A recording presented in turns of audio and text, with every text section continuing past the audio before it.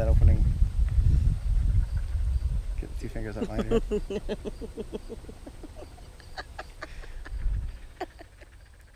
Okay.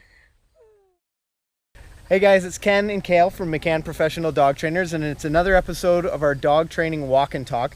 And it's a pretty warm summer's day out here, and we've just taken a moment under a tree to let the dogs catch their breath and cool off a little bit. You'll see Radder, youngest border collie, has a GoPro session camera on, and these guys are hot. But if I'll put the video from that in one of the corners of the screen, and if Rad decides to get up, it'll be much more interesting. But you guys can check that out. So today's topic, we wanted to talk about increasing the distractions while training your dog at home. And Kale and I were just sort of discussing this as we made our way around on our walk, and I'm going to let Kale open the discussion on that. One of the questions that we get asked a lot is, how do I practice my recall? Because my dog often knows the setup. So if you put your long line training line on and you set outside, dogs are pretty smart and they can figure it out. So one of the best things to do that we find is take, for example, a handful of kibble and toss it in the grass, and just allow your dog to sort of snarfle and pick it all up, and don't necessarily call them every single time. Let them sort of search for the food in the grass, and then when they sort of disconnect and sort of forget that there's something going on, you can easily sneak away and practice your recall.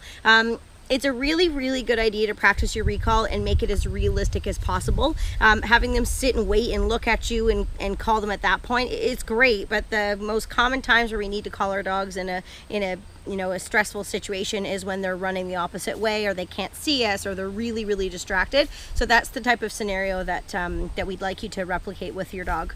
I think the word snarfle is very funny. It is, but I feel like it's a very realistic word. I guess so, yeah, it's definitely what they do.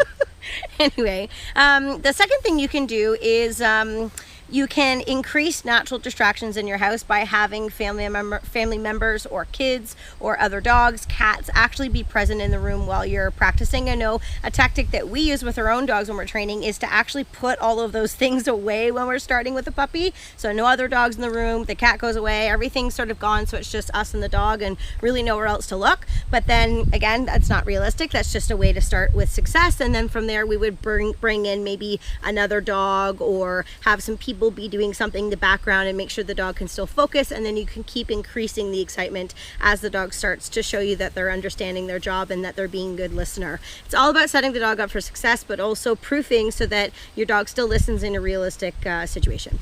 Sure. And a third way, or a third thing that you can do to increase the distractions, is changing location. So we hear all the time, oh, my dog does it really well at home, or my dog always is great at stays at home. But it may be that you just haven't challenged your dog enough. You know, maybe going from the backyard to the front yard might be a challenge for your dog. Maybe going out to the park. Today it's a beautiful day in the park. There's lots of quiet areas that we could do some... baseball diamonds are great because they're usually fully fenced as well. For sure, yeah. It's a great safe place to train your dog with not a lot of distractions.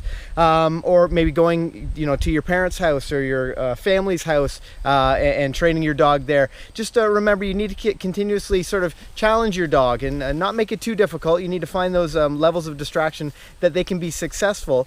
But if you're always doing the same things in the same places, then that's the only way your dog will understand how to do those behaviors. Yeah, dogs are extremely situational, so they can ace something in one location, say it's your kitchen or your backyard, but that if you go to your parents' house or the cottage on the weekend, you can't expect them to act like a perfect angel. You've now put them in a different place, there's new distractions, the dog might think there's different rules, so you kind of have to backtrack your steps when you go to a new place and make things a little bit easier, and then you quickly find that they will sort of roll into what they're supposed to do, even if it's a new place. But you need to be aware of that so you can be a good dog trainer. For sure. So those are 3 simple ways you can increase the level of distraction while training your dog. I'll put a link to our blog post in the comments. Funky's just doing her cockroach impression as she flops around, enjoying the cool grass. Yeah, the cool grass. I'll put a link to our blog post, or a link to our blog in the comment section where you guys can check it out. We have all sorts of great ways, tips and tricks for training your dog, including different ways to use distractions in your training. If this is your first time with us, thanks for watching. Be sure to subscribe. Click the little heart dog logo. If you understand what that logo means, then this channel is definitely for you, because it's everything to do with and for the people that love dogs. But from Kale and myself and Rad the Border Collie and Funky Monkey, we want to thank you guys for watching. Happy training. Bye for now.